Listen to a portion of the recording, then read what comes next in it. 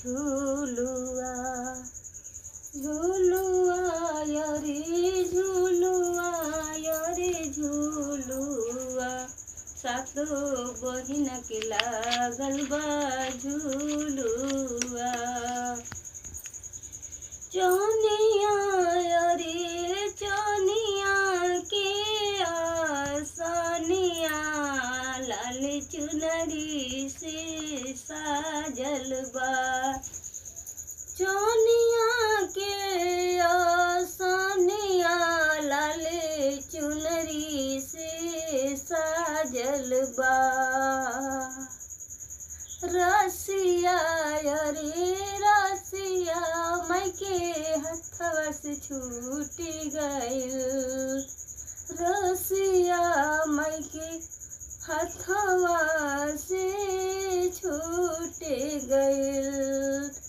धीरे धीरे बहे पवनवा निमिया डहिया टूट जाई। धीरे धीरे बहे बदरवा निमिया डहिया टूट जाई। झूलुआ रे झूलुआ रे झूलुआ सातो बहिना के लागल बा। झूलुआ रे झूलुआ सातो बहिना के लागल बा।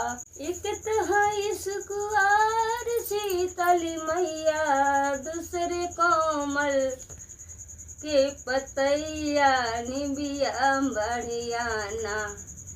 एक तमी सी कोमल बाड़ी शीतला ही मैया दूसरे में कोमल बाटे निमिया पतैया ना। झूलुआ रे झूलुआ रे झूलुआ सातो बहिन के लागल झूलुआ।